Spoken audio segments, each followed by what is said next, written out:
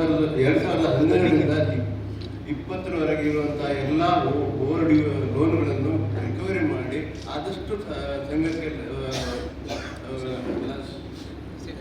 ವಸೂಲಾತಿಯನ್ನು ಮಾಡಿರುತ್ತೇನೆ. ಅದೇ ರೀತಿ ನಾವು ಹೆಚ್ಚಾಗಿ ನಮ್ಮ ಸಂಘದಲ್ಲಿ ಆಡಿಟ್ ರಿಪೋರ್ಟನ್ನು ಹೊಂದುವುದೇ ಹೆಚ್ಚಿಗೆ. ಆಡಿಟ್ ರಿಪೋರ್ಟ್ನಲ್ಲಿ 15ರಿಂದ 19ನೇ ಇಸ್ವಿವರೆಗಿನ ಆದ ಅವ್ಯವಹಾರವನ್ನು ಯಾವ ಆಡಿಟ್ ರಿಪೋರ್ಟ್ನವರು 23ನೇ ಇಸ್ವಿವರೆಗೂ ಯಾರೂ ಹೇಳಲಿಲ್ಲ. ಅದೇ 23-24ನ ಆಡಿಟ್ ರಿಪೋರ್ಟಿಗೆ ಆಡಿಟರ್ ಬರುವಾಗ ನಾನು ಅವರಿಗೆ ಒಂದು ಸೂಚನೆ ಕೊಟ್ಟೆ. ನನಗೊಂದು ಸ್ವಲ್ಪ ಒಂದು ಅನುಮಾನ ಬಂತು, ಕಂಪ್ಯೂಟರ್ ಸ್ವಲ್ಪ ಸರಿ ಇಲ್ಲ, ವ್ಯವಸ್ಥೆ ಕಂಪ್ಯೂಟರ್ ಸರಿ ಇಲ್ಲ ಅಂತ ನನಗೆ ಅನುಮಾನ ಬಂದರಿಂದ ಅವರ ಹತ್ರ ಹೇಳಿದೆ, ನೋಡಿ ಕಂಪ್ಯೂಟರ್ನಲ್ಲಿ ಏನೋ ತೊಂದರೆ ಇದೆ, ಅದನ್ನು ನೀವು ಸರಿಪಡಿಸಿಕೊಡ್ಬೇಕಂತೆ. ಅವರು 2 ದಿನದಲ್ಲೇ ಅವರಿಗೆ ಇವತ್ತು ಮಾಡಿದ ಹೊಂದಾಣಿಕೆ ನಾಳೆ ಚೇಂಜ್ ಆಗುತ್ತೆ. ಅದೇ ರೀತಿ ಆದ್ದರಿಂದ ಅವರಿಗೆ ಇದು ನೋಡಿ ಇದರಲ್ಲಿ ಲಾಕಿಂಗ್ ಸಿಸ್ಟಮ್ ಮಾಡಲಿಲ್ಲ. ಲಾಕಿಂಗ್ ಸಿಸ್ಟಮ್ ಮಾಡಿದರೆ ನಾವೆಲ್ಲ ಹುಡುಕಿ ಸರಿ ಮಾಡ್ಬೋದು ಅಂತ ಹೇಳ್ತೇನೆ. ಅದಕ್ಕೆ ನಾನು ತಂದು ಕೊಟ್ಟಿರ್ಬೇಕು, ಲಾಕಿಂಗ್ ಸಿಸ್ಟಮ್ ಮಾಡಿ ಅಂತ ಹಾಕಿರ್ತೇನೆ. ಅವರ ಮೇಲಿಂದ ಆ ಕಾನೂನು ಪ್ರಕಾರ ಅವರು ಲಾಕ್ ಮಾಡಿದ್ರು. ಆಚೆ ಮರೆತಿದ್ದರಿಂದ ಅವರಿಗೆ ಆಚೆ ಮಾಡಲಿಕ್ಕೆ ಆಗಲಿಲ್ಲ. ಯಾರಿಗೆಂದರೆ ಸದಾಶಿವ ವೈದ್ಯರಿಗೆ ಅವರ ಎಲ್ಲ ಒಂದು ಅವ್ಯವಹಾರವು ಬೆಳಕಿಗೆ ಮತ್ತು ಅಲ್ಲಿಗೆ. ಆವಾಗ ಉಳಿದವರೆಲ್ಲ ಪ್ರೊಟೆಕ್ಟ್ ಮಾಡಲಿಕ್ಕೆ ಮಾಡಿದ್ದಾರೆ. ಆದರೂ 3,95,000 ರೂಪಾಯಿ ಅವ್ಯವಹಾರವನ್ನು ಆಡಿಟ್ ಹುಡುಕಿಗೆ ತೆಗೆದರು. ಅದರಲ್ಲಿ ನಾವು ಸ್ವಲ್ಪ ಗೊತ್ತಿಟ್ಟು 3,65,00,000 ನಾವು ವಸೂಲು ಮಾಡಿದ್ದೇವೆ. ಇನ್ನೊಂದು ಸ್ವಲ್ಪ ಬಾಕಿ ಇತ್ತು, ಅಷ್ಟೊತ್ತೊಳಗೆ ಅವರಿಗೆ ಮಾಡಲಿಲ್ಲ. ಈಗ ಮುಂದೆ ಇದೇ ರೀತಿ ಒಂದು ಆಂತರಿಕ ತನಿಖಾ ನಾವು ಮಾಡಿದ್ದೇವೆ, ವಕೀಲರನ್ನು ನೇಮಿಸಿದ್ದೇವೆ. 2-3 ತನಿಖೆ ಆಗಿದೆ. ಅದರಲ್ಲಿ ಏನು ಕಂಡು ಬರ್ತದೆ, ಲೋಪ ಕಂಡು ಬರ್ತದೆ, ಅದರ ಪ್ರಕಾರ ಆ್ಯಕ್ಷನ್ ಮಾಡಲಿಕ್ಕೆ ನಾವು ತಯಾರಿದ್ದೇವೆ. ಮತ್ತು ಬೇರೆ ಅವರನ್ನು ಒಬ್ಬರು ಬಿಟ್ಟರೆ ಮತ್ತು ಮ್ಯಾನೇಜರ್ ಮತ್ತು ವೈದ್ಯ ಲಾಗಿನ್ ಆದ ವ್ಯವಹಾರ ಅದು ನಮ್ಮ ಆಡಳಿತ ಮಂಡಳಿಯವರಿಗೆ ಏನು ಗೊತ್ತಾಗೋದಿಲ್ಲ. ನಮ್ಮ ವ್ಯವಸ್ಥೆಯನ್ನೇ ಆ ರೀತಿಯ ಒಂದು ವ್ಯವಸ್ಥೆ ಇರೋದ್ರಿಂದ ನಮಗೆ ಆಡಳಿತ ಮಂಡಳಿ ಯಾರಿಗೂ ಅದು ಅವ್ಯವಹಾರದ 5-6 ವರ್ಷದಿಂದ 15ರಿಂದ 24ರವರೆಗೆ ಅದರ ಕಂಪ್ಯೂಟರ್ ವಿಚಾರ ನಮ್ಗೆ ಗೊತ್ತಾಗಲಿಲ್ಲ. ಮೀಟಿಂಗಲ್ಲೂ ಗೊತ್ತಾಗಲಿಲ್ಲ, ನಮ್ಗೆ ಯಾವ ವಿಚಾರದಲ್ಲೂ ಅದು ಗೊತ್ತಾಗಲಿಲ್ಲ. ಗೊತ್ತಾದರೂ ನಾವು ವ್ಯವಸ್ಥೆ ಮಾಡಿದ್ದೇವೆ, ಆ ಬಗ್ಗೆ ನಾವು ಕ್ರಮ ಕೈಗೊಂಡಿದ್ದೇವೆ. ಹಾಗೆ ಈ ಸರಿ ಆಡಿಟ್ ರಿಪೋರ್ಟ್ನಲ್ಲಿ ಏನೆಲ್ಲ ನ್ಯೂನತೆ ಇದೆ ಅದನ್ನೆಲ್ಲವನ್ನೂ ನಾವು ಸರಿಪಡಿಸುವರೆ ಕಾನೂನು ಕ್ರಮ ಕೈಗೊಂಡಿದ್ದೇವೆ. ಹಾಗೆ ಸುಸ್ತಿ ಸಾಲದಲ್ಲಿ ಎಲ್ಲ ಗಣತವನ್ನು ಪರಿಶೀಲಿಸಿ ಕಾನೂನು ಕ್ರಮ ಕೈಗೊಂಡಿರುತ್ತೇವೆ. ಕಾನೂನು ಬಾಹಿರವಾಗಿ ಹಿಂದಿನ CEO ಅವರು ಮಾಡಿದ ಹಣ ದುರುಪಯೋಗಕ್ಕೆ ಈಗಾಗಲೇ ಕ್ರಮ ಕೈಗೊಂಡಿರುತ್ತೇವೆ. ತತ್ರಾಂಶ ದೋಷವಿರುವುದನ್ನು ಆಡಿಟ್ ವರದಿಯಲ್ಲಿ ತಿಳಿಸಿರುವಂತೆ ಹೊಸ ತತ್ರಾಂಶ ಅಳವಡಿಸಿ ಪಾರದರ್ಶಕವಾಗಿರುವಂತೆ SB ಪಾಸ್ ಪುಸ್ತಕ ಎಂಟ್ರಿ ಮೆಷಿನ್ನಲ್ಲಿ ಪ್ರಿಂಟ್ ಮಾಡುವುದು ಮಾಡಿರುತ್ತೇವೆ. ಲೆಕ್ಕ ಪರಿಶೋಧನಾ ವರದಿಯಲ್ಲಿ ಲೆಕ್ಕ ಪರಿಶೋಧಕರು ನೀಡಿರುವ ಎಲ್ಲ ಸಲಹೆ ಮತ್ತು ಸೂಚನೆಗಳನ್ನು ಕಟ್ಟುನಿಟ್ಟಾಗಿ ಪಾಲಿಸಿ ಆಡಳಿತ ಮಂಡಳಿಯಿಂದ ಕ್ರಮ ಕೈಗೊಂಡಿರುತ್ತೇವೆ. 23-24ನೇ ನಿವ್ವಳ ಲಾಭ 1,20,54,912 ರೂಪಾಯಿ ಇದ್ದು ಹಣ ದುರುಪಯೋಗವಾಗಿರುವುದು 3,95,65,000 ಈ ವರ್ಷ ಗೊತ್ತಾಗಿರೋದ್ರಿಂದ ಕಳೆದ ವರ್ಷ ಆಡಿಟ್ ವರದಿಯಲ್ಲಿ ಆ ವಜಾ ಮಾಡಲಾಗದೇ ಇರುವುದರಿಂದ ತಾತ್ಕಾಲಿಕವಾಗಿ 2,75,10,33 ನಷ್ಟ ಕಂಡು ಬರುತ್ತದೆ. ಆದರೆ ಮುಂದಿನ ವರ್ಷದಲ್ಲಿ ಜಮಾ ಆದ ಹಣದಿಂದ ಸೊಸೈಟಿಯಲ್ಲಿ ಸಂಘಕ್ಕೆ ಹೆಚ್ಚಿನ ಲಾಭ ಬರುವುದು. ಈ ಬಗ್ಗೆ ಎಲ್ಲ ತನಿಖೆ ಆದ ಮೇಲೆ ವಿಶೇಷ ಮಹಾಸಭೆಯನ್ನು ಕರೆಯುವರೆ ಸಂಘಕ್ಕೆ ಲಾಭ ಬರುವುದಲ್ಲದೆ ನಷ್ಟ ಬರುವುದಿಲ್ಲ. ಅದಲ್ಲದೆ ನಾವು ಈ ಸರಿ 12ರಿಂದ 24ರವರೆಗೆ ಬಾಕಿ ಇರುವ ಸಾಲವನ್ನು ಎಲ್ಲವನ್ನು ಆದಷ್ಟು ವಸೂಲು ಮಾಡಿದ್ದೇವೆ. ಕೆಲವು ಸಾಲ 23 ಲಕ್ಷ ಸಾಲ ಕೊಟ್ಟಿದ್ರೆ 66-67 ಲಕ್ಷ ನಾವು ವಸೂಲು ಮಾಡಿದ್ದೇವೆ ಬಡ್ಡಿ ಕೂಡ. ಹಾಗೆ 3-4 ಕಡೆಯಿಂದ 3-4 ಮೆಂಬರಿಂದ ವಸೂಲಾಗಿರುತ್ತದೆ. ಅದು ಅಲ್ಲದೆ ನೆಕ್ಸ್ಟ್ ಬರುವ ಲಾಭ ತುಂಬ ಹೆಚ್ಚಿಗೆ ಬರುವ ನಿರೀಕ್ಷೆ ಇದೆ. ಸ್ವಾಭಿಮಾನಿ ಸಹಕಾರಿ ಎನ್ನುವ ಒಂದು ಆಹ್ವಾನದಲ್ಲಿ ಒಂದು ಸಂಘಟನೆಯವರು ನಮ್ಮ ಸಹಕಾರಿ ವ್ಯಾವಸಾಯಿಕ ಸಂಘದ ಬಗ್ಗೆ ಸಂಘದ ಎದುರು ಒಂದು ಪ್ರತಿಭಟನೆ ಮಾಡ್ತಾರೆ. ಅದರಲ್ಲಿ ಹಣ ದುರುಪಯೋಗ ಆಗಿದೆ. ಅದರಲ್ಲಿ ಆಡಳಿತ ಮಂಡಳಿ ಸಂಪೂರ್ಣವಾಗಿ ಅದರಲ್ಲಿ ಶಾಮೀಲು ಅಂತ ಇಲ್ಲಸಲ್ಲದ ಆರೋಪವನ್ನು ನಮ್ಮ ಆಡಳಿತ ಮಂಡಳಿ ಮೇಲೆ ಮಾಡಿದ್ದಾರೆ. ಏನು ಪ್ರತಿ ವರ್ಷ ಆಡಿಟ್ ಮಾಡ್ತೇವೆ ನಾವು. ನಮ್ಮ DCC ಬ್ಯಾಂಕಿನ ಸೂಪರ್ವೈಸರ್ಗಳು ನಮ್ಮ ಸೊಸೈಟಿಯಲ್ಲಿ ಪ್ರತಿ 3 ತಿಂಗಳಿಗೊಮ್ಮೆ ಸೂಪರ್ವೈಸರ್ ಮಾಡ್ತಾರೆ. ಅದರಲ್ಲಿ ಯಾವುದೇ ಹಣ ದುರುಪಯೋಗದ ಬಗ್ಗೆ ನಮ್ಮ ಆಡಳಿತ ಮಂಡಳಿಯ ಗಮನಕ್ಕೆ ತರುವುದಿಲ್ಲ.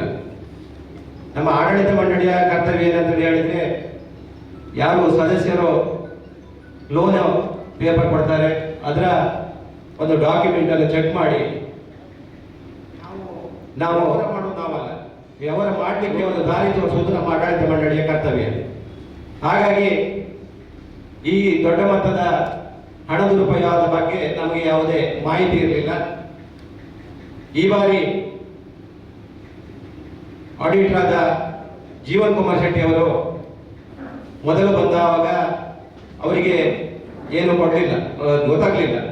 ಆದರೂ ಸಹ ಈ ವರ್ಷ 2023-24ರಲ್ಲಿ ನಮ್ಮ ಸಂಘ 1,24,00,000 ಲಾಭ ಇದೆ ಅಂತ ಹೇಳಿದರು. ಆವಾಗ ನಮ್ಮ ಅಧ್ಯಕ್ಷರು ಏನೋ ಸ್ವಲ್ಪ ವ್ಯತ್ಯಾಸ ಕಾಣ್ತದೆ, ಸ್ವಲ್ಪ ಗುಸು ಇದೆ, ನೀವಂತ ಸಿಸ್ಟಮ್ ಬ್ಲಾಕ್ ಮಾಡಿ ಅದನ್ನು ಆಡಿಟ್ ಮಾಡಿ ಅಂತ ಹೇಳಿದ್ರು. ಆವಾಗ ಆಡಿಟ್ ಹೇಳ್ತಾರೆ, ನಿಮ್ಮ ಲೆಟರ್ ಬೇಕಾಗತ್ತೆ ನಮಗೆ ಲಾಕ್ ಮಾಡಲಿಕ್ಕೆ, ಆದ್ರಿಂದ ನಿಮ್ಮ ಸಿಸ್ಟಮ್ ಅನ್ನು ಲಾಕ್ ಮಾಡಲಿಕ್ಕೆ ನೀವೊಂದು ಲೆಟರ್ ಕೊಡಿ ಅಂತ ಹೇಳ್ತಾರೆ. ಆವಾಗ ನಮ್ಮ ಅಧ್ಯಕ್ಷರು ಅದು ನಮ್ಮ ಮೀಟಿಂಗ್ ಕರೆದು ಕೊಡಬೇಕಿತ್ತು, ಮತ್ತೆ ಅದರಲ್ಲಿ ಹೆಚ್ಚು ಕಡಿಮೆ ಆಗ್ತದೆ ಕೂಡಲೇ ಲೆಟರ್ ಬರೆದು ಕೊಟ್ಟು ನಮ್ಮ ಸಿಸ್ಟಮ್ ಅನ್ನು ಲಾಕ್ ಮಾಡಿ ಆಡಿಟ್ ಮಾಡ್ಲಿಕ್ಕೆ ಹೇಳ್ತಾರೆ. ಆವಾಗ ಇವರ ನಮ್ಮ ಮಾಜಿ CEO ಸದಾಶಿವ ವೈದ್ಯರವರ ಕೈ ಚಳಕ ಗೊತ್ತಾಗ್ತದೆ. ಮತ್ತು 2005ರಿಂದ 24ರವರೆಗೆ ಜೀವನ್ ಶೆಟ್ಟರು ವೆರಿಫಿಕೇಶನ್ ಮಾಡ್ಕೊ ಬರ್ತಾರೆ.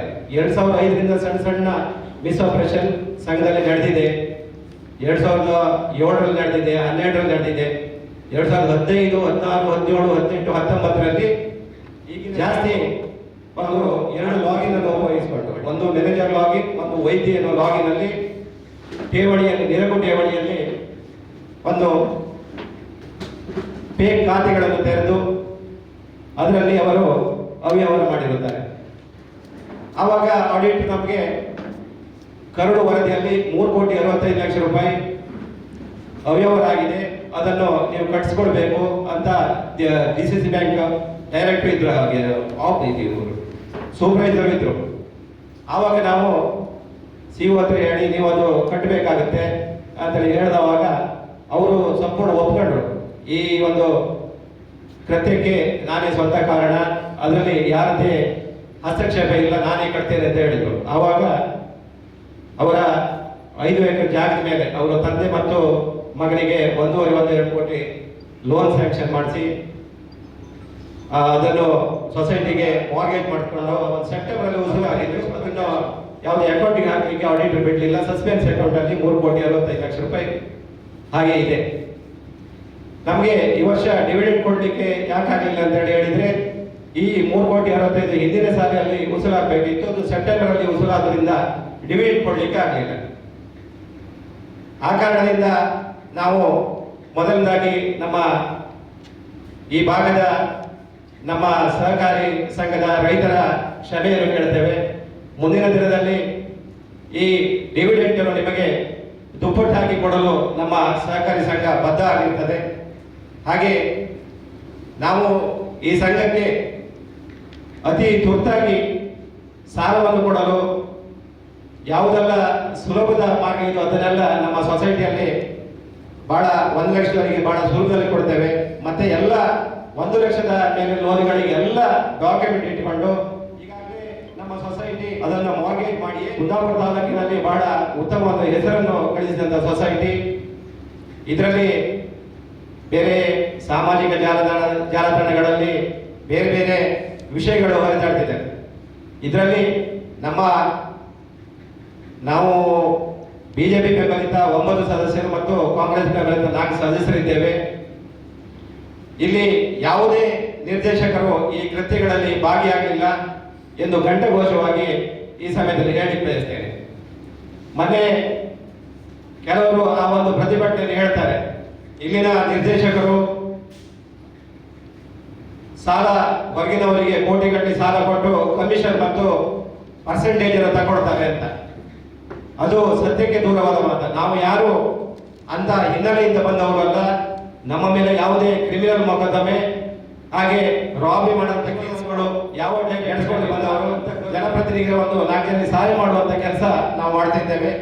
ಈಗಾಗಲೇ ನಮ್ಮ ಅಧ್ಯಕ್ಷರು ಹೇಳಿದ ಹಾಗೆ ಒಂದು 40-45 ವರ್ಷದ ಅನುಭವ ಇರುವ ಮೋಹನ್ ವೈದ್ಯರು ಈ ಸಂಸ್ಥೆಯನ್ನು ಕಟ್ಟಲಿಕ್ಕೆ ಈ ಮೋಹನ್ ವೈದ್ಯರು, ಅಂಬರ್ ಬಾಲಕೃಷ್ಣ ಶೆಟ್ಟರು, ಮಾವನ್ ಮಾಸ್ಟರ್ ಮತ್ತು ಇಲ್ಲಿಯ ಕೆಲವು ಹಿರಿಯರು ಈ ಸಂಸ್ಥೆಯನ್ನು ಕಟ್ಟಿ ಬೆಳೆಸಿದಂತ ಸಂಸ್ಥೆ.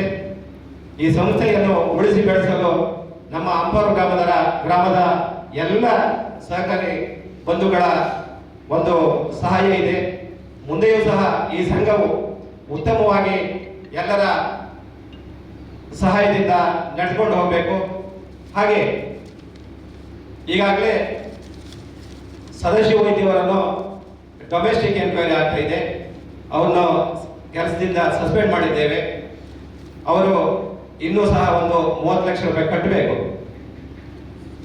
ಹಾಗೆ ಅವರಿಗೆ ಡೊಮೆಸ್ಟಿಕ್ ಎನ್ಕ್ವೈರಿಯಲ್ಲಿ ನಾವು ಇಲ್ಲಿ ಒಂದು ಸ್ಪಷ್ಟಪಡಿಸ್ತೇನೆ ನಮ್ಮ ಸದಸ್ಯರ ಮುಂದೆ, ನಮ್ಮ ಈ ಹಣ ದುರುಪಯೋಗದಲ್ಲಿ ಯಾರೇ ಭಾಗಿಗಳಾದರೂ ಅವರಿಗೆ ಕಾನೂನು ಪ್ರಕಾರ ಶಿಕ್ಷೆ ಆಗಬೇಕು. ಇದರಲ್ಲಿ ಯಾರನ್ನು ಕಾಪಾಡುವಂತ ಕೆಲಸ ನಮ್ಮ ಆಡಳಿತ ಮಂಡಳಿಯಿಂದ ಆಗುವುದಿಲ್ಲ. ಈಗಾಗಲೇ ಆಡಿಟ್ ರಿಪೋರ್ಟ್ ಅಲ್ಲಿ ಆ 3,90,00,000ಕ್ಕೆ ಯಾರು ಬೆನಿಫಿಷರಿ ಯಾರು ಇದ್ದಾರೆ ಅನ್ನೋ ಬಗ್ಗೆ ಕಂಪ್ಲೀಟ್ ಆಡಿಟ್ ರಿಪೋರ್ಟ್ ಅಲ್ಲಿ ಇದೇ ನಡೆದ ಮಹಾಸಭೆಯಲ್ಲಿ ಯಾವುದೇ ಹಣ ದುರುಪಯೋಗ ಆದವರ ಬಗ್ಗೆ 64 ತನಿಖೆ ಆಗಲೇಬೇಕು ಅಂತ ಎಲ್ಲ ಸದಸ್ಯರು ಒಕ್ಕೊರಲ ಬೇಡಿಕೆ ಇತ್ತು. ಹಾಗೆ ನಾವು ಬೋರ್ಡ್ ಮೀಟಿಂಗ್ ಅಲ್ಲೂ 64 ತನಿಖೆ ಆಗಲೇಬೇಕು ಅಂತ ನಾವು ನಿರ್ಣಯ ಮಾಡಿ ಇಲಾಖೆಗೆ ಕಳಿಸಿದ್ದೇವೆ. ಆದರೆ ನಮ್ಮ ಜನರ ಭಾವನೆಗಳಿಗೆ ವಿರುದ್ಧವಾಗಿ 65 ತನಿಖೆಯನ್ನು ದುರುದ್ದೇಶದಿಂದ ತಂದು ನಮ್ಮ ಮೇಲೆ ಏನೋ ಪ್ರಯೋಗ ಮಾಡುವಾಗ 65 ತಂದಿದ್ದಾರೆ ಅಂತ ನಾವು ಹೈಕೋರ್ಟ್ ಅಲ್ಲಿ ಸ್ಟೇ ಅನ್ನು ತಗೊಂಡಿದ್ದೇವೆ. ನಾವು ಇವತ್ತು ಹೇಳ್ತೇವೆ 64 ತನಿಖೆಗೆ ನಮ್ಮಿಂದ ಯಾವುದೇ ತಡೆ ಇಲ್ಲ. 64 ತನಿಖೆ ಆಗಲಿ, ಅದರಲ್ಲಿ ಯಾರು ತಪ್ಪಿಸ್ತಾ ಇದ್ರು ಅವರಿಗೆ ಶಿಕ್ಷೆ ಆಗಬೇಕು ಎಂಬುದು ನಮ್ಮ ಆಡಳಿತ ಮಂಡಳಿ ಒಂದು. ಕೆಲವರು ದೊಡ್ಡ ವ್ಯಕ್ತಿಗಳು ಮಾತಾಡ್ತಾರೆ, ನಾವು ಈ ಆಡಳಿತ ಮಂಡಳಿಗೆ ಶಿಕ್ಷೆ ಆಗಲೇಬೇಕು, ನನ್ನ ಜೀವ ಹೋದ್ರೂ ಒಡ್ಡಿಲ್ಲ, ದಯವಿಟ್ಟು ನಮ್ಮ ಕಾರಣಕ್ಕೆ ನೀವು ಜೀವ ತಗೊಳ್ಳೋದು ಬೇಡ, ನಮ್ಮ ಸಹಕಾರ ನಿಮಗೆ ಯಾವಾಗಲೂ ಇದೆ, ನೀವು ಒಂದು ಒಳ್ಳೆಯ ಜೀವನ ನಡೆಸಿ, ನೀವು ಈ ವಿಷಯಕ್ಕೆ ಸಾವಿರ ಬೇಡ ಎನ್ನುವುದು ನನ್ನ ಒಂದು ವಿಜ್ಞಾಪನೆ. ಹಾಗೆ ಈ ಹಣಕಾಸು ಸಂಸ್ಥೆ ಕುಂದಾಪುರ ತಾಲೂಕಿನಲ್ಲಿ ಒಂದು ಹೆಸರು ಮಾಡಿದಂತ ಸಹಕಾರಿ ಸಂಘ. ಇದರಲ್ಲಿ ನಾವು ಹಿಂದೆಯೂ ಸಹ ಒಂದು ಉತ್ತಮ ಬಾಂಧವ್ಯವನ್ನು ಇಟ್ಟುಕೊಂಡಂತ ಜನರೊಟ್ಟಿಗೆ ಮತ್ತು ಸಿಬ್ಬಂದಿಗಳೊಟ್ಟಿಗೆ ಒಳ್ಳೆ ಉತ್ತಮ ಬಾಂಧವ್ಯ ಹಾಗೂ ಯಾವುದೇ ಒಂದು ಸಂಸ್ಥೆಯಲ್ಲಿ ಒಂದು ಹೊಂದಾಣಿಕೆ ಮತ್ತು ವಿಶ್ವಾಸದಿಂದ ಕೆಲಸ ಮಾಡುವಂಥದ್ದು. ಸಿಬ್ಬಂದಿಗಳು ಹೇಗೆ ಮಾಡುತ್ತಾರೆ ಎನ್ನುವುದು ನಮಗೆ ಬಹಳ ದುಃಖದ ವಿಷಯ. ನಾವು ಇದೇ ವಿಷಯವಾಗಿ ಕೆಲವು ದೊಡ್ಡ ದೊಡ್ಡ ಸಹಕಾರಿಗಳ ಹತ್ರ ಹೋದವಾಗ ಅಯ್ಯೋ ಹೀಗೆ ಮಾಡಿದ್ರೆ ಮಾತ್ರ ಅವರಿಗೆ ದೊಡ್ಡ ಅವರಿಗೆ ಒಂಥರ ಆಘಾತ ಆಯ್ತು. ಎಲ್ಲ ಸೊಸೈಟಿಯಲ್ಲಿ ಯಾವುದೇ ನಿರ್ದೇಶಕನಾದ್ರೂ ದೊಡ್ಡ ಪೂರ್ಣ ಪ್ರಮಾಣದ ಜ್ಞಾನ ತಗೊಂಡು ಬರುವುದಿಲ್ಲ ಅವರಿಗೆ. ಹಾಗಾಗಿ ಹೋಗಿ ಮುಂದೆಯೂ ಸಹ ಇದು ಈಗ ಡಿಸೆಂಬರ್ 29ಗೆ ಇಲೆಕ್ಷನ್ ಅನೌನ್ಸ್ ಆಗಿದೆ ನಮ್ಮ ಸೊಸೈಟಿಗೆ. ಇದು ಬೇರೆ ಉದ್ದೇಶ ಅಲ್ಲ, ರಾಜಕೀಯ ಉದ್ದೇಶದಿಂದ ಸಂಸ್ಥೆಯ ಹೆಸರನ್ನು ಹಾಳು ಮಾಡಿ, ನಿರ್ದೇಶಕರ ಹೆಸರನ್ನು ಹಾಳು ಮಾಡಿ ನಾವು ಚುನಾವಣೆಯಲ್ಲಿ ಗೆಲ್ಲುವ ಒಂದು ಭಾವನೆಯಿಂದ ಈ ರೀತಿಯ ಅಪಪ್ರಚಾರ ಮಾಡ್ತಾ ಇದ್ದಾರೆ. ನಮ್ಮ ಸೊಸೈಟಿ ಸದೃಢ ಆಗಿದೆ. ಈಗಾಗಲೇ ಕೆಲವು ಡೆಪಾಸಿಟ್ ಹೋಗ್ತಾ ಇದೆ, ಕೆಲವರು ನಮ್ಮ ಸೊಸೈಟಿಯಲ್ಲಿ ಡೆಪಾಸಿಟ್ ಮಾಡ್ತಾ ಇದ್ದಾರೆ. ಮುಂದಿನ ದಿನದಲ್ಲಿ ಎಲ್ಲ ನಮ್ಮ ಸಹಕಾರಿಗಳ ಒಂದು ಬೆಂಬಲವನ್ನು ಕೇಳುತ್ತಾ ಈ ಸಹಕಾರಿ ಸಂಘವನ್ನು ಉಳಿಸಲು ತಾವೆಲ್ಲರೂ ಒಂದು ನಮಗೆ ಸಹಕಾರಿ ಸಂಘವನ್ನು ಉಳಿಸಲು ತಾವೆಲ್ಲರೂ ಸಹಕರಿಸಬೇಕು. ಅಂಪಾರಿನಲ್ಲಿ ಈಗಾಗಲೇ ಬೃಹತ್ ಆಗಿ ಒಂದು ನಮ್ಮ ಸಹಕಾರಿ ಸಂಘ ಹೊಸ ಕಟ್ಟಡ ಆಗ್ತದೆ. ಆದ್ರಿಂದ ಸಹಕಾರಿಗಳೆಲ್ಲರೂ ಒಂದು ದೊಡ್ಡ ಮನಸ್ಸು ಮಾಡಿ ನಮ್ಮ ಸಹಕಾರಿ ಸಂಘ ಉಳಿಸಲು ತಾವೆಲ್ಲ ಹೋರಾಟ ಮಾಡಬೇಕಾಗಿ ತಮ್ಮಲ್ಲಿ ಕೇಳ್ತಾ, ಯಾವುದೇ ಅಪಪ್ರಚಾರಗಳಿಗೆ ಅಡೆತಡೆ ಕಿವಿಗೊಡದೆ ಇಲ್ಲಿ ಯಾರು ಪ್ರತಿಭಟನೆ ಮಾಡ್ಬೇಕೆಂದ್ರೆ ಠೇವಣಿದಾರ ಬಂದು ಪ್ರತಿಭಟನೆ ಮಾಡ್ಬೇಕು. ನಮಗೆ ಠೇವಣಿ ವಾಪಸ್ ಸಿಗ್ಲಿಲ್ಲ, ನಮ್ಮ ಠೇವಣಿ ಮುಳುಗಿ ಹೋಯ್ಲಿಕ್ಕೆ ಸೊಸೈಟಿ ಅಂತ ಈಗಾಗಲೇ ಕೇಳಿದವರು ಎಲ್ಲರಿಗೂ ಠೇವಣಿಯನ್ನು ವಾಪಸ್ ಕೊಟ್ಟಿದ್ದೇವೆ. ಅವರು ಮುಂದಿನ ದಿನದಲ್ಲಿ ಪುನಃ ವಾಪಸ್ ನಮ್ಮ ಸೊಸೈಟಿಯಲ್ಲಿ ಇಡುವುದು ಅವರಿಗೆ ಅವರೊಂದು ಸ್ವಾಭಿಮಾನಿ ಸಹಕಾರಿ ಅಂತ ಹುಟ್ಟುಹಾಕೊಂಡ ಒಂದು ಸಂಸ್ಥೆ ಇದು ಸಂಘಟನೆ. ಏನೋ ನಮ್ಮಲ್ಲಿ ಮೇಲೆ ಅಪಪ್ರಚಾರ ಮಾಡಲಿಕ್ಕೆ ಹುಟ್ಟಿದಂತ ಸಂಸ್ಥೆ ಅಂತ ನನ್ನ ಭಾವನೆ. ಹೌದು, 64 ತನಿಖೆಯನ್ನು DR ಇಲಾಖೆ ಮಟ್ಟದ ತನಿಖೆ, ಅದು ವಿಚಾರಣೆ ಅಂತ ಇಲಾಖೆ ಮಟ್ಟದಿಂದ ಆಗ್ಬೇಕು. ಅದು ನಾವು ಏನು ಕೋಟಿ ಗಟ್ಟಲೆ ಸಾಲ 50 ಲಕ್ಷ 1 ಕೋಟಿಗಿಂತ ಮೇಲೆ 1.5 ಕೋಟಿಗಿಂತ ಮೇಲೆ ಲೋನ್ ಕೊಡೋದಿಲ್ಲ, ಒಂದು ಬೈಲೋ ಮಾಡ್ಕೊಂಡಿದ್ದೇವೆ. ಆ ಕೋಟಿ ಗಟ್ಟಲೆ ಲೋನ್ ಅಲ್ಲಿ 1 ಪೈಸಾ ಯಾರಾದ್ರೂ ಡೈರೆಕ್ಟರ್ಗೆ ಕಮಿಷನ್ ಕೊಟ್ಟಿದೆ, ಪರ್ಸೆಂಟೇಜ್ ಕೊಟ್ಟಿದೆ ಅಂತ ಹೇಳಿದ್ರೆ ಇದು ನಮ್ಮ ಹುದ್ದೆಯಲ್ಲಿ 1 ಕ್ಷಣ ನಾವು ಇರುವುದಿಲ್ಲ. ನೀವು ಏನಾದ್ರೂ ದಾಖಲೆ ಕೊಟ್ಟಿದ್ರೆ ನಿಮ್ಗೆ ಹೇಳಿದವರು ಅಂತ ಸರ್. ಹೌದು, ಹಣ ನಮ್ಮಲ್ಲಿ ಡೆಪಾಸಿಟ್ ತುಂಬಾ ಇದೆ. ನಮ್ಮ ವ್ಯಾಪ್ತಿ ಬಿಟ್ಟು ನಾವು ಹೊರಗಡೆ ಹಣಕ್ಕೆ ಸಾಲ ಕೊಟ್ಟಿದ್ದೇವೆ ಗೋಲ್ಪಾಟಿಂದ. ಅವ್ರದ್ದು ಏನು ಡಾಕ್ಯುಮೆಂಟ್ ಇತ್ತು ಅದನ್ನೆಲ್ಲ ಪ್ಲಜ್ ಮಾಡ್ಕೊಂಡು ಕೊಟ್ಟಿದ್ದೇವೆ. ಅದು ಏನು ತೊಂದರೆ ಇಲ್ಲ, ಉಸುರಾತಿ ಆಗ್ತಾ ಇದೆ ಸರ್. ರಿಯಲಿ ನಾವು 3 ಲಕ್ಷ ಕುಂದಾಪುರ ಸೌಹಾರ್ದಕ್ಕೆ 3 ಲಕ್ಷ ಕೊಡಿ ಅಂತ ನಿರ್ಣಯ ಮಾಡಿದ್ದು ಹೌದು. ಆದ್ರೆ ನಮ್ಮ ಹಿಂದಿನ CEO ಅವರು ನಮ್ಮ ಗಮನಕ್ಕೆ ತಗೊಂಡ್ಬಂದ್ರೆ ಒಂದು 35 ಲಕ್ಷ ಹೆಚ್ಚು ಹಣವನ್ನು ಕೊಟ್ಟಿದ್ದು ಅದು ನಾವು ಒಪ್ಕೊಳ್ತೇವೆ. ಆದ್ರೆ ಮಾಜಿ ಕಾರ್ಯನಿರ್ವಹಣಾಧಿಕಾರಿ ಮೇಲೆ ಈಗಾಗಲೇ ನಾವು ಕಾನೂನು ಕ್ರಮವನ್ನು ಕೈಗೊಂಡಿದ್ದೇವೆ. ಅದರ ಪೂರ್ಣ ಫಲವನ್ನು ಅವರೇ ಕಟ್ಟಬೇಕು. ಆ ಒಂದು ನಿಟ್ಟಿನಲ್ಲಿ ಅವರಲ್ಲಿ ಕಾನೂನು ಕ್ರಮ ಕೈಗೊಂಡಿದ್ದೇವೆ. 64 ತನಿಖೆ ಅವರು ಹೇಳೋದು ಇಲ್ಲ ಇದೆ. ಏನೋ ನಿರ್ಣಯ ಬರುವಾಗ ಒಂದು 6 ಮೇಲೆ ಸ್ವಲ್ಪ ಚಿತ್ತ ಇದ್ದವರು 4 ಹಾಗೆ ಇದೆ. ಆದ್ರೆ 64 ತನಿಖೆ ಎಂಬುದು 2 ನಿರ್ಣಯ ಮಾಡಿದ್ದಾರೆ. ಒಂದು 2005ರಿಂದ 24ರವರೆಗೆ 64 ತನಿಖೆ ಆಗಬೇಕು, ಒಂದು 2015ರಿಂದ 20ರವರೆಗೆ ಆಗಬೇಕು, ಒಂದು 2010ರಿಂದ 24ರವರೆಗೆ ಆಗಬೇಕು ಅಂತ 3 ನಿರ್ಣಯ ಇದೆ. ಯಾವ್ದಾದ್ರು ಒಂದು ಸಾಕಾಗತ್ತೆ ತನಿಖೆ ಮಾಡ್ಲಿಕ್ಕೆ. 64 ಅನ್ನೋದು ಹಾಗೆ ಇದೆ. ಇದು ದುರುದ್ದೇಶ, ತಿದ್ದುಪಡಿ ಮಾಡಲಿಲ್ಲ. ಮತ್ತು ನಾವು ತಿದ್ದುಪಡಿ ಮಾಡಿದ್ರು ಸಹ ನಾವು ಬೋರ್ಡಿನಲ್ಲಿ 64 ತನಿಖೆ ಆಗ್ಬೇಕಂತ ಒಕ್ಕಲು ಒತ್ತಾಯ ಮಾಡಿದ್ದೇವೆ. ನಾವು ನಿರ್ಣಯ ಮಾಡಿಕೊಟ್ಟು ಎಲ್ಲ ಸಹಕಾರಿ ಇಲಾಖೆಗೆ ನಿಸ್ವಾಪರೇಷನ್ ಆಯ್ತಲ್ಲ, ಸದಸ್ಯ ವೈದ್ಯರ ಲೋನ್ ಮಾಡಿಕೊಡಲು ಅವರಿಗೆ ಇದ್ರು, ಏನು ಸಂವಾದ ರೀತಿಯಲ್ಲಿ ಇತ್ತು.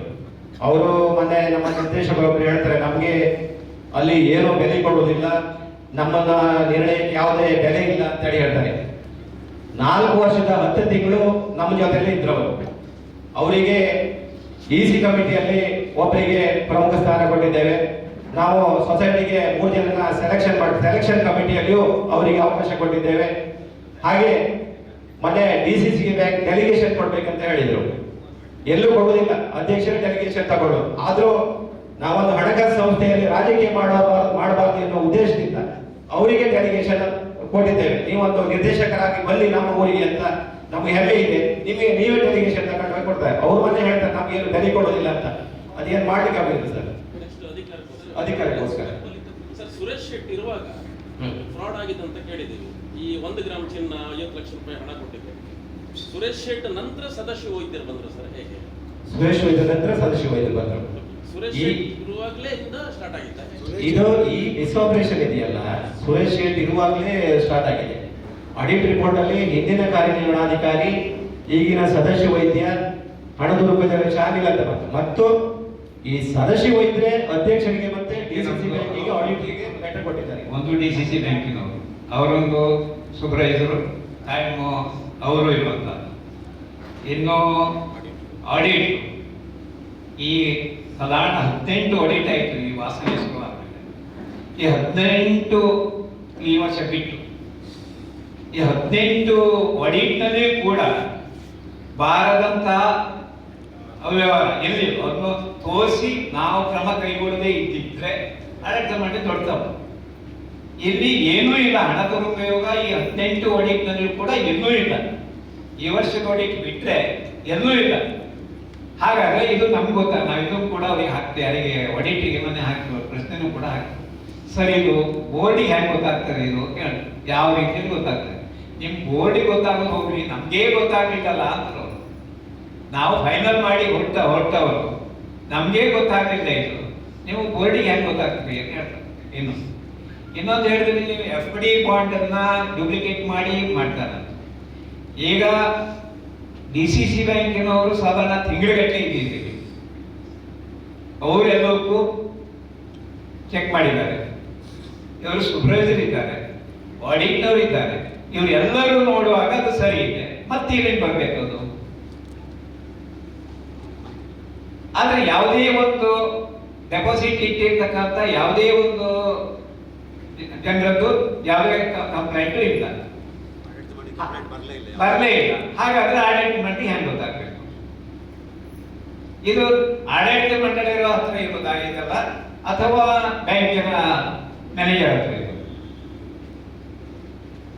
ಮತ್ತೆ ಇದು ನಮ್ಗೆ ಕಂಪ್ಯೂಟರ್ ಸಿಸ್ಟಮ್ ನಮಗ್ ನೋಡ್ಲಿಕ್ಕೆ ಇದೆಯಾ? ನಮ್ಗೆ ನೋಡ್ಲಿಕ್ಕೆ ಇಲ್ಲ. ಈಗ ಇದನ್ನ ಬಿಟ್ಟು ಈಗ ನೀವು 64 ತನಿಖೆ ಮಾಡ್ತೀರಿ, ಬೇರೆ ಬೇರೆ ನಿಮ್ಮ ಇಲಾಖಾ ಮಟ್ಟದಲ್ಲಿ ತನಿಖೆ ಮಾಡ್ತೀರಿ. ಆದ್ರೆ ಇದನ್ನ ನಾವು ಫಸ್ಟ್ ಹಣ ವಸೂಲಿಗೆ ಟ್ರೈ ಮಾಡಿಲ್ಲ. ಯಾಕಂದ್ರೆ ಕಂಪ್ಲೇಂಟ್ ಕೊಡ್ಬೋದು, ಕಂಪ್ಲೇಂಟ್ ಕೊಟ್ಟು ಸ್ವಲ್ಪ ದಿವಸ ಕಡಿಮೆ ಬೇರೆ ಬರ್ತಾರೆ, ಕೈ ಮೇಲ್ ಮಾಡಿದ್ರೆ ನಮ್ಮ ಸೊಸೈಟಿ ಹಣ ಹೋಗ್ತದಲ್ಲ. ಈಗ ಎಷ್ಟು ಬಾಕಿ ಇದೆ ಅವರಿಂದ?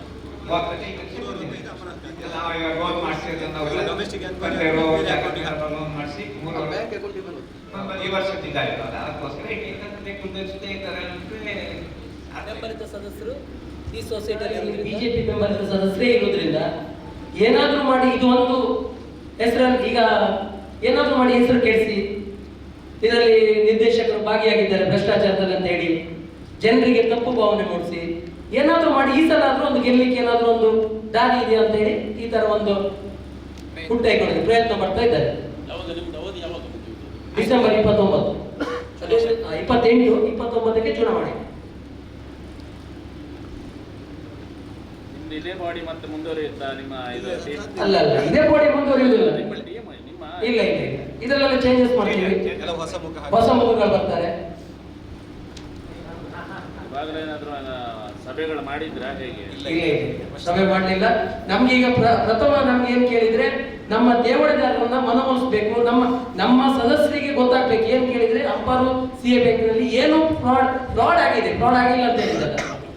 ಏನು ಸದಾಶಿವ ಇದ್ರು ಪ್ರಭಾರ ಕಾರ್ಯನಿರ್ವಾಹಕ ಇದ್ರು ಮಾಜಿ, ಅವ್ರು ಮಾಡಿದ್ದಾರೆ ಫ್ರಾಡ್. ಮಾಡಿದ್ದು ನಮ್ಗೆ ಗೊತ್ತಾದ ಕೂಡಲೇ ನಾವು ಅದನ್ನ ಅವ್ರ ಹತ್ರ ಪೂರ್ತಿ 3 ಕೋಟಿ ಅವ್ರು ನಮ್ಗೆ ಆಡಿಟರ್ ಮತ್ತೆ DCC ಬ್ಯಾಂಕಿನವರು ಒಂದು ಡೈರೆಕ್ಷನ್ ಕೊಡ್ತಾರೆ. ಸದಾ ಕರಡು ಲೆಕ್ಕ ಪರಿಶೋಧಕರ ವರದಿಯಲ್ಲಿ ನಮ್ಮೊಂದು ಮಾಹಿತಿ ಕೊಡ್ತಾರೆ. ಇವ್ರದ್ದು 3,65,00,000 ಮಿಸ್ ಆಪರೇಷನ್ ಇದೆ, ನೀವು 3,65,00,000 ಫಸ್ಟ್ ನೀವು ಅವರಿಂದ ವಸೂಲಿ ಮಾಡ್ಬೇಕಂತ. ಆವಾಗ ನಾವು ಸದಸ್ಯ ವೈದ್ಯರನ್ನು ಕರೆದು ಕೇಳಿದ್ದೇವೆ, ಹೌದಾ ನೀವು ನಿಮ್ಮಿಂದ ಈ ತರ ಆಗಿದೆ? ಹೌದು ನಾನು ಮಾಡಿದ್ದೇನೆ, ತಪ್ಪಾಯ್ತು ನಂದು, ನಾನು ಕಟ್ತೇನೆ ಆ ಅಮೌಂಟ್ ಅನ್ನ, ನನ್ನಿಂದ ತಪ್ಪಾಗಿದ್ದು. ಇದರಲ್ಲಿ ಬೇರೆ ಯಾರೂ ಶಾಮೀಲಿಲ್ಲ, ನಾನು ಒಬ್ಬರೇ ಇರುವುದು ಅಂತ ನಮಗೆ ಒಂದು ನಮ್ಮ ಅಧ್ಯಕ್ಷರಿಗೆ ಒಂದು ಪತ್ರ ಕೊಡ್ತಾರೆ ಅವರು. ಅದಾದ್ಮೇಲೆ ನಾವು ಅವ್ರ ಹತ್ರ ಒಂದು 2 days ಟೈಮ್ ಕೊಡ್ತೇವೆ ಅವರಿಗೆ, ಹಣ ತಂದು ಕಟ್ಟಿ ಅಂತ. ಆವಾಗ ಅವ್ರು ಹಣ ತಂದು ಕಟ್ಟುವುದಿಲ್ಲ. ನಾವು ಅವಾಗ ಅವರಿಗೆ ಕೇಳ್ತೇವೆ, ಯಾಕೆ ತಂದು ಏನಾದ್ರು ಮಾಡ್ಬೇಕು ಮಾರ್ರೆ? ಆವಾಗ ನನ್ನ ಹತ್ರ ಹಣ ಇಲ್ಲ, ನನ್ನ ಹತ್ರ ನಮ್ದು ಪ್ರಾಪರ್ಟಿ ಇದೆ, ಏನಾದ್ರು ಪ್ರಾಪರ್ಟಿ ಮೇಲೆ ಏನಾದ್ರು ಲೋನ್ ಮಾಡಿ ಕೊಡಿ, ನಾನು ಅದನ್ನ ಆಮೇಲೆ ಸೇಲ್ ಮಾಡಿ ನಾನು ಕಟ್ತೇನೆ ಅಂತ. ಆಯ್ತು, ಅದ್ರ ಮೇಲೆ ಅವ್ರದ್ದು ತಂದೆಗೆ 1.5 ಕೋಟಿ, ಮಗನಿಗೆ 1.5 ಕೋಟಿ, 3 ಕೋಟಿ ರೂಪಾಯಿ ಲೋನ್ ಕೊಡ್ತೀವಿ. 5 ಎಕರೆ ಲ್ಯಾಂಡ್ ಇದು ಕೊಡ್ತಾರೆ, ಡಾಕ್ಯುಮೆಂಟ್ ಮಾರ್ಗೇಜ್ ಮಾಡ್ತಾರೆ. 65 ಲಕ್ಷ ರೂಪಾಯಿ ಕ್ಯಾಶ್ ತಂದು ಕಟ್ತಾರೆ. ಅದನ್ನ ನಾವು ಸೊಸೈಟಿ ಅಕೌಂಟಿಗೆ ಡೆಪಾಸಿಟ್ ಮಾಡ್ತೀವಿ. ಆದ್ರೆ ಅದು ನಮ್ದು ಆಡಿಟ್ ಆಗಿರೋದು 23-24 ಅಲ್ಲಿ 23-24ನೇ ಇಸ್ವಿಯ ಲೆಕ್ಕ ಪರಿಶೋಧನೆ ಆಗಿರೋದು. ಆದ್ರೆ ಹಣ ವಸೂಲಾತಿ ಆಗಿರೋದು 24ರ ಸೆಪ್ಟೆಂಬರ್ನಲ್ಲಿ ಹಣ ವಸೂಲಾತಿ ಆಗಿರೋದು. ಈಗ 23-24ರಲ್ಲಿ ನಮಗೆ ಸದಾಶಿವ ಇದ್ರದ್ದು 3,95,00,000 ಮಿಸ್ ಆಪರೇಷನ್ ಆಗಿರೋದ್ರಿಂದ ಅದು ಲಾಸ್, ಸೊಸೈಟಿ ಅಕೌಂಟ್ ನಲ್ಲಿ ಲಾಸ್ ತೋರಿಸ್ತದೆ. ಆದ್ರೆ ನಾವು ವಸೂಲಿ ಮಾಡಿರುವಂತ ಹಣ ಬಂದಿರೋದು 24 ಅಲ್ಲಿ, ಆದ್ರಿಂದ ಅದಕ್ಕೆ ಕ್ರೆಡಿಟ್ ಕೊಡ್ಲಿಕ್ಕೆ ಆಗುದಿಲ್ಲ ನಮಗೆ. ಅದನ್ನ ಮಿಸ್ ಇದರಲ್ಲಿ ಸಸ್ಪೆನ್ಸ್ ಅಕೌಂಟ್ ಅಲ್ಲಿ ಕ್ರೆಡಿಟ್ ಕೊಟ್ಟಿದ್ದಾರೆ, ಅಲ್ಲೇ ಇದೆ.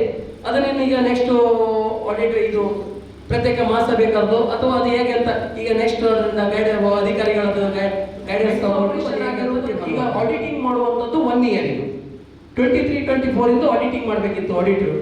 ಆದ್ರೆ ನಾವೇನ್ ಮಾಡಿದ್ವಿ, ನಮ್ಮ ಅಧ್ಯಕ್ಷರು ಏನ್ ಮಾಡಿದ್ರು, ನನಗೆ ಅವ್ರದ್ದು ಗುಸು ಇತ್ತು ಏನಂದ್ರೆ ಮಿಸ್ ಆಪರೇಷನ್ ಆಗಿದೆ ಸೊಸೈಟಿಯಲ್ಲಿ ಅಂತ. ಆವಾಗ ಅಧ್ಯಕ್ಷರು ಏನ್ ಹೇಳ್ತಾರೆ, CA ಬಂದಾಗ CA ಹೇಳ್ತಾರೆ, ಅವರು ನೀವು ಇದ್ರಲ್ಲಿ ಏನೋ ಒಂದು ಮಿಸ್ ಆಪರೇಷನ್ ಇದಿದೆ, ಗುಸು ಇದೆ, ನನಗೆ ನೀವು ಇದು ಅಮೌಂಟ್ ಅನ್ನ ಫಿಕ್ಸ್ ಮಾಡಿ ಎಷ್ಟಂತ ನೀವು ಹೇಳ್ಬೇಕಂತ. ಆವಾಗ ಅವರು 1 ಇಯರ್ ಇದು ಆಡಿಟಿಂಗ್ ಮಾಡ್ತಾರೆ. ಮಾಡಿದಾಗ ಅವರಿಗೆ ಯಾವುದೇ ಮಿಸ್ ಆಪರೇಷನ್ ದಾಖಲೆ ಸಿಗುವುದಿಲ್ಲ. ಆವಾಗ ಅಧ್ಯಕ್ಷರಿಗೆ ಹೇಳ್ತಾರೆ, ಇದರಲ್ಲಿ ಏನು ನನಗೆ ಸಿಗ್ಲಿಲ್ಲ, ಏನ್ ಮಾಡೋದು? ಅಧ್ಯಕ್ಷರಿಗೆ ಇಲ್ಲ, ಇದೆ ಇದರಲ್ಲಿ, ನೀವು ಮಾಡ್ಲೇಬೇಕಂತ, ಬ್ಯಾಕ್ ಡೇಟ್ ಇಂದ ಮಾಡ್ಕೊಂಡು ಬನ್ನಿ ಅಂತ. ಅದು ಮಾಡ್ಲಿಕ್ಕೆ ಆಗುದಿಲ್ಲ. ಮಾಡ್ಬೇಕಿದ್ರೆ ನೀವು ಕಂಪ್ಯೂಟರ್ ಅನ್ನ ಫಸ್ಟ್ ಸಾಫ್ಟ್ವೇರ್ ಅನ್ನ ಲಾಕ್ ಮಾಡ್ಬೇಕು. ಆ ಲಾಕ್ ಮಾಡಿದ್ರೆ ನಾನು ಮಾಡ್ಕೊಡ್ತೀನಿ ಅಂತ. ಆವಾಗ ನಾವೇನ್ ಮಾಡಿದ್ರು, ಅಧ್ಯಕ್ಷರು ಯಾರಾದ್ರೂ ಅನುಮತಿ ತಗೊಳ್ಳದೆ ನೇರವಾಗಿ ಒಂದು ಸಾಫ್ಟ್ವೇರ್ ಅವರಿಗೆ ಲೆಟರ್ ಕೊಡ್ತಾರೆ, ನೀವು ಇದನ್ನ ಇಮಿಡಿಯೇಟ್ 10 ಮಿನಿಟ್ ಅಲ್ಲಿ ನೀವು ಸಾಫ್ಟ್ವೇರ್ ಅನ್ನ ಲಾಕ್ ಮಾಡ್ಕೊಡಿ ಅಂತ. ಅದೇ ತಕ್ಷಣದಲ್ಲಿ ಸಾಫ್ಟ್ವೇರ್ ಲಾಕ್ ಮಾಡಿ 2005ರಿಂದ 2024 ಮಾರ್ಚ್ ತನಕ ಏನೇನಾಗಿದೆ ನಮ್ಮ ಸಂಸ್ಥೆಯಲ್ಲಿ ಅಷ್ಟನ್ನು ಆಡಿಟಿಂಗ್ ಮಾಡಿದ್ದಾರೆ. ಅಷ್ಟನ್ನು ಪರಿಶೀಲನೆ ಮಾಡಿ ಅದರಲ್ಲಿ ಏನೇನು ನ್ಯೂನತೆ ಇದೆ, ಏನೇನಾಗಿದೆ, ಯಾರ್ಯಾರ ಅಕೌಂಟಿಗೆ ಹೋಗಿದೆ, ಯಾರ್ಯಾರು ಇದರಲ್ಲಿ ಭಾಗಿದಾರರಾಗಿದೆ, ಅಷ್ಟು ಡೀಟೇಲ್ಸ್ ಅನ್ನ ನಮ್ಮ ಆಡಿಟ್ ರಿಪೋರ್ಟ್ ಅಲ್ಲಿ ಕೊಟ್ಟಿದ್ದಾರೆ. ಆ ಆಡಿಟ್ ರಿಪೋರ್ಟ್ ಅಲ್ಲಿ ಯಾವುದೇ ಒಬ್ಬ ನಿರ್ದೇಶಕ ಆಗಲಿ ಅಥವಾ ಯಾವುದೇ ಒಬ್ಬ ಬೇರೆ ಸ್ಟಾಫ್ ಆಗಲಿ ಬ್ಯಾಂಕಿದು ಯಾರು ಶಾಮಿಲಿಲ್ಲ, ಅದರಲ್ಲಿ ಯಾರ ಹೆಸರನ್ನು ಅದರಲ್ಲಿ ನಮೂದನೆ ಮಾಡಿಲ್ಲ. ಮತ್ತೆ ಏನು ಮಿಸ್ ಆಪರೇಷನ್ ಅಲ್ಲಿ ಯಾರ್ಯಾರ ಅಕೌಂಟಿಗೆ ಅವರ ಹಣ ಜಮಾ ಮಾಡಿದ್ದಾರೆ ಅಷ್ಟು ಅಕೌಂಟ್ ದಾರರ ಖಾತೆ ನಂಬರು, ಅವರ ಅಡ್ರೆಸ್, ಅವ್ರದ್ದು ಏನಿದೆ ಅದೆಲ್ಲ ಡೀಟೇಲ್ಸ್ ಅನ್ನ ನಮ್ಮ ಆಡಿಟ್ ರಿಪೋರ್ಟ್ ಅಲ್ಲಿ ಪೂರ್ತಿ ಕೊಟ್ಟಿದ್ದಾರೆ. ಯಾವುದೇ ಮತ್ತೆ ಬೇರೆ ಯಾವುದು ಸಣ್ಣ ಈಗ ಲೋನ್ ಸಣ್ಣ ನ್ಯೂನತೆಗಳಿತ್ತು, ಆ ಡಾಕ್ಯುಮೆಂಟ್ ತಗೊಳ್ಳಿಲ್ಲ, ಈ ಡಾಕ್ಯುಮೆಂಟ್ ತಗೊಳ್ಳಿಲ್ಲ ಲೋನ್ ಕೊಟ್ಟಾಗ ಅಂತ, ಅದು ಎಲ್ಲ ಸಂಸ್ಥೆಗಳಲ್ಲಿ ಕೊಡುವಾಗ ಏನೋ ಒಂದು ಈಗ ದೊಡ್ಡ ಪೂರ್ತಿ 100% ಡಾಕ್ಯುಮೆಂಟ್ ತರುವಾಗ ಒಂದು ಸ್ವಲ್ಪ ದೊಡ್ಡ ರಾಷ್ಟ್ರೀಕೃತ ಬ್ಯಾಂಕಿಗೆ ಹೋಗ್ತಾರೆ. ನಮ್ಮ ಸರ್ಕಾರಿ ಸಂಘಕ್ಕೆ ಬರುವಾಗ ಸ್ವಲ್ಪ ಏನೋ ಸಣ್ಣ ನ್ಯೂನತೆಗಳಿರ್ತದೆ. ನಾವೇನು ಜನರನ್ನ ಸ್ವಲ್ಪ ಯಾರು ಇವರು ಕೆಪೇಬಲ್ ಲೋನ್ ಕಟ್ಟಲಿಕ್ಕೆ ಏನಾದ್ರು ಅರ್ಹತೆ ಇದೆ ಇವರಿಗೆ ನೋಡ್ಕೊಂಡು ಸ್ವಲ್ಪ ನಾವು ವ್ಯವಹಾರ ಮಾಡ್ಬೇಕಾಗತ್ತೆ. ಈಗ ನಮ್ಮ ಹತ್ರ 56 ಕೋಟಿ ರೂಪಾಯಿ ಡೆಪಾಸಿಟ್ ಇದೆ ನಮ್ಮಲ್ಲಿ. ನಾವು ನಮ್ಮ ಅಂಪಾರು ಗ್ರಾಮದ ವ್ಯಾಪ್ತಿ ಇರುವುದರಿಂದ ನಮ್ಮ ವ್ಯಾಪ್ತಿ ಒಳಗಡೆ ಅಷ್ಟೊಂದು ದುಡ್ಡು ಲೋನ್ ಕೊಡ್ಲಿಕ್ಕೆ ನಮ್ಗೆ ಸಾಧ್ಯ ಇಲ್ಲ. ನಾವು ಆಕ್ಚುಲಿ ಏನ್ ಕೇಳಿದ್ರೆ ನಾವು 10% ಇಂಟ್ರೆಸ್ಟ್ ಠೇವಣಿದಾರರಿಗೆ ಕೊಡ್ಬೇಕಾಗ್ತದೆ. ನಾವು ಲೋನ್ ಕೊಡುವಂಥದ್ದು 11% ಇಂಟ್ರೆಸ್ಟ್ ಅಲ್ಲಿ, 1% ಇಂಟ್ರೆಸ್ಟ್ ಅಲ್ಲಿ ನಾವು ಇಷ್ಟು ದೊಡ್ಡ ಸಂಸ್ಥೆ ನಡೆಸಿ ಇಷ್ಟು ಪ್ರಾಫಿಟ್ ತೋರಿಸಲಿಕ್ಕೆ ಸಾಧ್ಯ ಇಲ್ಲ. ನಾವು ಅದಕ್ಕೋಸ್ಕರ ನಮ್ಮ ಠೇವಣಿಯನ್ನ ಇದು ಜಾಸ್ತಿ ಇರುವುದರಿಂದ ಅದರಿಂದ ವಸೂಲಾತಿಯಾಗಿದೆ. ಯಾವುದೇ ನಮ್ಮ 40 ವರ್ಷ ನಮ್ಮ ಈ ಸಂಸ್ಥೆಯಲ್ಲಿ ವ್ಯವಹಾರದಲ್ಲಿ ಇವತ್ತಿನ ತನಕ ಒಂದು ಈಗ ಲಾಸ್ಟ್ ಟೈಮ್ ಒಂದು 2-3 ಪೇಪರ್ ಬಂದಿದೆ ಬಿಟ್ರೆ 1 ಇಯರ್ ಅಲ್ಲಿ 40 ವರ್ಷದಲ್ಲಿ ಒಂದೇ ಒಂದು ಪೇಪರ್ ಅಲ್ಲಿ ಬರಲಿಲ್ಲ, ಒಂದೇ ಒಂದು ಹರಾಜು ಆಗ್ಲಿಲ್ಲ, ಒಂದೇ ಒಂದು ಆಸ್ತಿಯನ್ನು ಹರಾಜು ಮಾಡಲಿಲ್ಲ ನಾವು ಈ ಸಂಸ್ಥೆಯಲ್ಲಿ. ಹಾಗಾಗಿ ನಮ್ಮ ಸಂಸ್ಥೆ ಇವತ್ತು ಇಷ್ಟು ಪ್ರಾಫಿಟ್ ಪೊಸಿಷನ್ ಇತ್ತ ಸೇಫ್ಟಿ ಪೊಸಿಷನ್ ಅಲ್ಲಿ ನಿಂತ್ಕೊಂಡಿದೆ ಅಂತ ಹೇಳಿಕ್ಕೆ ನಾವು ಇಷ್ಟಪಡ್ತೇವೆ. ನಮ್ದು ವರ್ಷದ ವಸೂಲಾತಿ 94%ಗೂ ಜಾಸ್ತಿ ಇದೆ ಪ್ರತಿ ವರ್ಷ. ಇದು ಒಂದು ಈ ಮಾಜಿ ಕಾರ್ಯನಿರ್ವಹಣಾಧಿಕಾರಿ ಒಂದು ಫ್ರಾಡ್ ಮಾಡಿ ಅದನ್ನ ನಾವು ಯಾರು ಕಂಪ್ಯೂಟರ್ ನೋಡ್ಲಿಕ್ಕೆ ಸಾಧ್ಯ ಇಲ್ಲ. ಯಾವುದೇ R&D ರಿಪೋರ್ಟ್ ಅಲ್ಲಿ ನಮಗೆ ಮೀಟಿಂಗ್ ಅಲ್ಲಿ ಬೋರ್ಡ್ ಮೀಟಿಂಗ್ ಅಲ್ಲಿ R&D ರಿಪೋರ್ಟ್ ಬರುತ್ತೆ, ಅದರಲ್ಲಿ ಯಾವುದರಲ್ಲೂ ತೋರಿಸುವುದಿಲ್ಲ. ಏನಿದೆ R&D ರಿಪೋರ್ಟ್ ಅಲ್ಲಿ ಅಂತ ಹೇಳಿದ್ರೆ ಖರ್ಚು ವೆಚ್ಚಗಳು, ಎಷ್ಟು ಡೆಪಾಸಿಟ್ ಬಂದಿದೆ, ಎಷ್ಟು ಡೆಪಾಸಿಟ್ ನಮ್ಮ ದುಡ್ಡು ಬೇರೆ ಬ್ಯಾಂಕ್ ಅಲ್ಲಿ ನಾವು ಡೆಪಾಸಿಟ್ ಇಟ್ಟಿದ್ದೀವಿ, ಇಂತಿಷ್ಟು ಲಾಭ ಬಂದಿದೆ ನಮಗೆ, ಅಷ್ಟನ್ನು ಮಾತ್ರ ನಮಗೆ R&D ರಿಪೋರ್ಟ್ ಅಲ್ಲಿ ಕೊಡ್ತಾರೆ.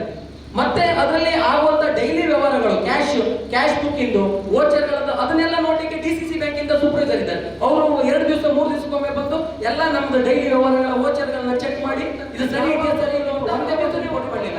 ಈ ಸೊಸೈಟಿಯಲ್ಲಿ ಹಣ ಮಿಸ್ ಆದದ್ದು ಯಾವುದೇ ಇದಾಗಿದೆ ಇದರಲ್ಲಿ ಇದುಂಟಂತ ಒಂದೇ ಒಂದು ರಿಪೋರ್ಟ್ ಮಾಡಲಿಲ್ಲ. 3 ತಿಂಗಳಿಗೊಮ್ಮೆ ಬಂದು ಯಾವಾಗಲೂ DCC ಬ್ಯಾಂಕಿನವರು ಅಂಪಾರು CA ಬ್ಯಾಂಕ್ ಮೇಲೆ ಯಾವಾಗಲೂ ದಾಳಿ ಮಾಡೋದು, ಬರುವುದು, ಚಿನ್ನ ಎಲ್ಲ ತೆಗೆದು ಹೊರಗಡೆ ರಾಶಿ ಕೊಡೋದು, ಚೆಕ್ ಮಾಡೋದು, ಅದನ್ನು ಬಾಂಡ್ ಪೇಪರ್ ಇಟ್ಕೊಂಡು FD ಬಾಂಡ್ ಅನ್ನು ಇಟ್ಕೊಂಡು ಚೆಕ್ ಮಾಡೋದು, ಜನರಿಗೆ ಬಂದು ಅದು ಎಲ್ಲಿ ಆಫೀಸಲ್ಲೇ ಅಲ್ಲ ಹೊರಗಡೆ ನೆಟ್ಗೆ ನೋಡೋದು, ಬಂದವ್ರನ್ನ ಕನ್ಫ್ಯೂಸ್ ಮಾಡ್ಬೇಕಂತ. ಅಷ್ಟು ಚೆಕ್ ಮಾಡಿದ್ರು ನಮ್ಮಲ್ಲಿ ಅವರಿಗೆ ನ್ಯೂನತೆ ಸಿಗ್ಲಿಲ್ಲ ಅಂದ್ರೆ ನಾವು ಬೋರ್ಡ್ ಆಫ್ ಡೈರೆಕ್ಟರ್ ಹೇಗೆ ಸಿಗ್ಲಿಕ್ಕೆ ಸಾಧ್ಯ ಉಂಟದು? ನಾವು ಇಡೀ ಫೈನಾನ್ಸ್ ವ್ಯವಸ್ಥೆ ಇರೋದು ಆಡಿಟರ್ ಮೇಲೆ. ಆಡಿಟರ್ ಏನು ರಿಪೋರ್ಟ್ ಕೊಡ್ತಾರೆ ಅದ್ರ ಮೇಲೆ ನಾವು ಡಿಪೆಂಡ್ ಆಗಿರ್ಬೇಕು. ಅವರಿಗೆ ಇಷ್ಟು ಈಗ ಅವ್ರು ಹೇಳಿದ್ರೆ 15 ವರ್ಷದ ಆಡಿಟಿಂಗ್ ಆಗಿದೆ, ಅದರಲ್ಲಿ ಏನು 1 ರೂಪಾಯಿ ಮಿಸ್ ಆಪರೇಷನ್ ಸಿಗದೆ ಇರುವಾಗ ನಾವು ನಿರ್ದೇಶಕರಾಗಿ ನಾವು ನಿರ್ದೇಶಕರ ಜವಾಬ್ದಾರಿ ನಿರ್ದೇಶಕರಿಗೆ ಇದೆ. ಅದೇನು ಲೋನ್ ಕೊಡುವಾಗ ನಮ್ಮ ಜವಾಬ್ದಾರಿ ಇದೆ. ಏನಾದ್ರೂ ದಾಖಲಾತಿ ಇಲ್ಲದೆ ಬೇನಾಮಿ ಸಾಲ ಕೊಡುದಿದ್ರೆ ಅದ್ರಲ್ಲಿ ಏನಾದ್ರು ಆಗಿದ್ರೆ ನಾವು ನೇರ ಹೊಣೆ, ನಾವು ಅದಕ್ಕೆ ನಾವು ಅಲ್ಲಿ ಕೂತ್ಕೊಳ್ಳಿಕ್ಕೆ ಯೋಗ್ಯತೆ ಇಲ್ಲ ನಮ್ಗಂತ ನಾವು ನಿರ್ಧಾರ ಮಾಡ್ತೇವೆ. ಆದ್ರೆ ಅಂತ ಕೇಸ್ಗಳು ಒಂದೇ ಒಂದು ಕೇಸ್ ಇಲ್ಲ ಅಂತದ್ದು. ಅಂತ ಕೇಸ್ ಇದ್ದಿದ್ರೆ ಆಡಿಟ್ ರಿಪೋರ್ಟ್ ಅಲ್ಲಿ ಉಂಟು ನೇರ. ನಾವು ಈಗ ನಾವು ಅಷ್ಟು ಓದಲಿಕ್ಕೆ ನಮ್ಗೆ ಟೈಮ್ ಸಾಕೋದ್ರಿಂದ ನಾವು ಒಬ್ಬೊಬ್ರು ಎಲ್ಲ ನಮ್ಮ ಅದೇ ಇವರೆಲ್ಲ ಓದಿದ್ದಾರೆ. ನಾವು ನಮ್ಗೆ ಸಂಬಂಧಪಟ್ಟಂತ ನಮ್ಗೆ ಬೇಕಾದಂತ ಹಿತೈಷಿಗಳಿಗೆ ನಾವು ಕೊಟ್ಟು ನೋಡಿದ್ದೇವೆ, ನಮ್ಮ ಸದಸ್ಯರಿಗೆ ಓದಿ ಅದ್ರಲ್ಲಿ ಏನಿದೆ ಅಂತ. ಅದರಲ್ಲಿ ಇಡೀ ಆಡಿಟ್ ರಿಪೋರ್ಟ್ ಅಲ್ಲಿ ಎಷ್ಟು 16,000 ಎಷ್ಟು ಪೇಜ್ ಇದೆ? 1,800 ಪೇಜ್ ಆಡಿಟ್ ರಿಪೋರ್ಟ್ ಇದೆ. ಅದರಲ್ಲಿ ಒಂದೇ ಒಂದು ಈ ನಿರ್ದೇಶಕರಾಗ್ಲಿ ಬೇರೆ ಸ್ಟಾಂಪಿನ ಬ್ಯಾಂಕಿನ ಬೇರೆ ನೌಕರರಾಗ್ಲಿ ಯಾರ ಹೆಸರು ಅದರಲ್ಲಿಲ್ಲ. ನಾವಿಲ್ಲಿಗೆ ಇವರಿಗೆ ಹೇಳ್ತಾರೆ ನಿರ್ದೇಶಕರು ನೇರ ಹೊಣೆ ಅಂತ. ಯಾಕೆ ಹೇಳ್ತಾರೆ? ಯಾವ ಆಧಾರದ ಮೇಲೆ ಹೇಳುದು ಅವರು ನಿರ್ದೇಶಕರು ನೇರ ಹೊಣೆ ಅಂತ? ಅದು 3 ವರ್ಷಕ್ಕೆ ಚೇಂಜ್ ಆಗ್ತದೆ. ಒಂದು 4 ಜನ ಇದ್ದಾರೆ ಒಟ್ಟಿಗೆ ಟೋಟಲ್. ಅವರೆಲ್ಲ ಕುಂದಾಪುರದವರು ಎಲ್ಲ ಇಲ್ಲಿ ಅವರು. ಅದ್ರ ಬಗ್ಗೆ ಜಾಸ್ತಿ ಮಾಹಿತಿ ನಂಗಿಲ್ಲ.